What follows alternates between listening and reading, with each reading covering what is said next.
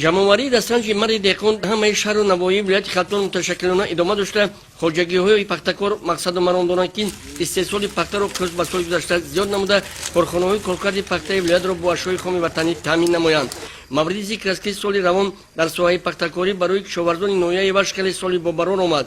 хоҷагиҳои пахтакори ҳудуди ноҳия барои гирифтани ҳосили фаровони пахта аз аввали мавсими киштукор бо тавсияи олимону мутахассисони соҳаи кишоварзӣ аз навъҳои тухмиҳои дӯстӣ, туркӣ, австриягӣ ва навъҳои ватанӣ ба иқлими мутобиқ истифода бурда, дар натиҷаи риояи қоидаҳои агротехникӣ дар коркар ва парвариши он тавонистанд ба ҳадафҳои ниҳоии худ ноил гарданд. бинобар иттилои масъулини раёсати кишоварзии ноҳия ин сол дар майдони 9350 гектар кишти помадона гузаронданд ки 1000 гектари онро кишти зери плёнка ташкил медиҳад. хоҷагиҳои пахтакори ноҳия аллакай аз чиниши якум аз 15 то 25 сентнери ҳосил ба даст оварданд ки ин аз заҳмати беандозаи деҳқонону саҳмдорон дар парвариш ва истеҳсоли он далолат медиҳад. ҷамъияти деҳоти файзи истиқлол дар ноҳияи ваш яке аз ҷамъиятҳои калонтарини пахтакор маҳсуб ёфта, ин сол дар майдони 1510 гектар кишти помадона гузаронданд. мувофиқи дурнамо бояд хоҷагиҳои пахтакори ҷамъияти мазкур 3620 тонна пахта ҷамъоварӣ намоянд. тавре ки иттилоъ дода шуд, то ба имрӯз 950 тонна пахта истеҳсол намуданд ки кӯсбаҳмин давраи соли гузашта 600 тонна зиёд мебошад. дар ҳудуди ҷамъияти мазкур 1200 адад хоҷагиҳои пахтакор фаъолият намуда, айни ҳол ба ҷамъоварии ҳосилӣ дар саро бурда машғул мебошанд. дар он хоҷагиҳое ки кишти зери плёнка гузаронида шудааст, ҳосил фаровон буда, аллакай аз чиниши якум то 20 сентнери ҳосил ба даст овардаанд. дар ноҳия хоҷагиҳои пахтакори ҷамъияти деҳоти файзи истиқлол дар сафи пеш қарор дошта, ҳар рӯзе аз 50 то 60 тоннагӣ пахта ҷамъоварӣ карда истодаанд. хоҷагии деҳқонии амонат аслан ба соҳаи пахтакорӣ машғул буда, ин сол дар майдони зиёда аз 10 гектар кишти зери плёнка гузаронида ҳосили хуби онро ба даст оварда истодаанд. имсол зиёдаи 10 гектар кишти пенбадонаи чинӣ бо тавсияи олимон гузарондем ки ҳосилнокияш беҳад хуб аст.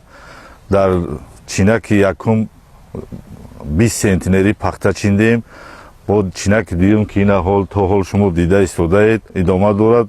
боварӣ дорем ки аз 30 сентнер боло ҳосил мегирем. ба ҳар 1 килограмм пахта 1 сомонӣ ба чинакчиён дода истодаем. хоҷагии деҳқонӣ шодиёна дар ҷамъияти деҳоти файзи истиқлол яке аз хоҷагиҳои калонтарини пахтакор маҳсуб ёфта, дар майдони 43 гектар кишти зери плёнкаро баромонда, таҷрибаи деҳқонон нишон дод ки ин усули кишт хеле манфиатовар буда, ҳосилнокии он чӯс ба кишти муқаррарӣ зиёд мебошад.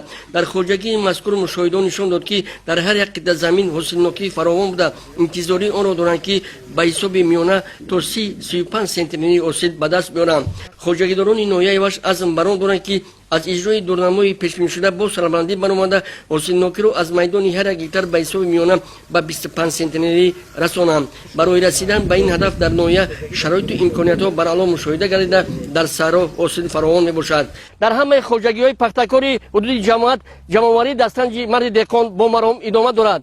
бо мақсади афзун намудани истеҳсоли пахта ва гирифтани ҳосили дилхоҳ, соли равон дар ҳудуди ҷамъият дар майдони 220 гектар кишти зери плёнка гузаронида шудааст ки чуне ки шумо аз наморҳо мебинед, дар хоҷагиҳо ҳосил фаровон аст. аллакай аксари хоҷагиҳо аз чиниши якум то 20 сентнери ҳосил ба даст оварданд. ин аз он шаҳодат медиҳад ки ин навъи тухмӣ ба иқлими заминҳои ин мавзеъ хеле мутобиқ буда ва гармдӯст мебошад.